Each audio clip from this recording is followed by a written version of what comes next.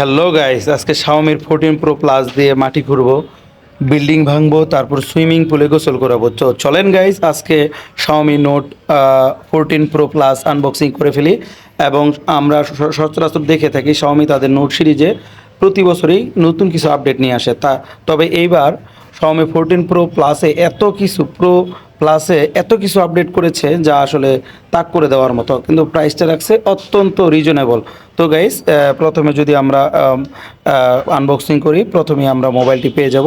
তো মোবাইলটির দুই পাশেই কর্নিল গরিলা গ্লাসের জায়গায় ভিক্টাস 2 বোথ সাইডে ব্যবহার করছে। আপনারা জানেন ভিক্টাস যেটা 1 ছিল সেটা অত্যন্ত পাওয়ারফুল একটা প্রোটেকশন গ্লাস, এটা হচ্ছে ভিক্টাস 2, যার জন্য দুই পাশেই খুবই ভালো প্রোটেকশন রয়েছে। তবে মোবাইলটির ফ্রেমটা হলো প্লাস্টিকের, তারপরেও মোবাইলটি ধরে ফিলিংটা অত্যন্ত প্রিমিয়াম পাবেন, মনে হবে অ্যালুমিনিয়াম ফ্রেম ধরতেছেন এরকম। মোবাইল হ্যান্ড ফিলিংটাই তো মেইন, যার জন্য আপনার এই প্লাস্টিক ফ্রেম হলেও আপনি মানিয়ে নিতে পারবেন। প্রাইস যে বিষয়টা আছে সেটাও একটা দেখার বিষয় আছে। তো মোবাইলটার পিছনে রয়েছে ভলিউম, তারপরে পিছনে রয়েছে স্পিকার, ডুয়েল স্টেরিও স্পিকার, উপরে স্পিকার রয়েছে এবং নিচেও স্পিকার রয়েছে।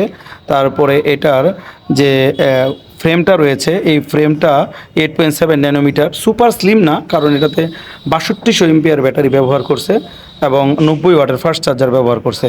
তো যাই হোক, এটার ক্যামেরা মডিউলটা খুবই ট্রেন্ডিং একটা ক্যামেরা মডেল। আর এই মোবাইলটার ডিসপ্লে সেকশনে ব্যবহার করছে সুপার অ্যামোলেডের, এটা আমরা পরে বলতেছি। আপাতত ক্যামেরা নিয়ে কথা বলি। 50 মেগাপিক্সেলের মেইন ক্যামেরা ইউজ করছে, আর টেলিফোটোর জন্য এখানে 50 মেগাপিক্সেল ক্যামেরা দিছে।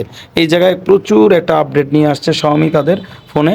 তো প্রসেসর সেগমেন্টেও এখানে খুব স্ট্রং একটা প্রসেসর ইউজ করছে, কোয়ালকম স্ন্যাপড্রাগনের 7S Gen 3। তো এই প্রসেসরটা খুবই পাওয়ারফুল একটা প্রসেসর মিড রেঞ্জের মধ্যে, যেটার গ্রাফিক থাকতেছে অ্যাড্রিনো 710।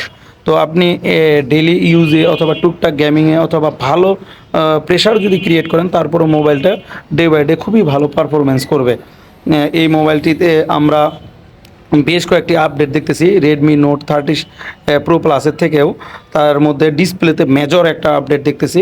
ডিসপ্লেতে নোট সিরিজে এর আগে যে কার্ভ ডিসপ্লে ব্যবহার করছিল সেটা আপনার LTPS-এর HDR10 Plus-এর ছিল না, তবে এটা 10 Plus-এর 120 হার্জের সুপার অ্যামোলেড ডিসপ্লে।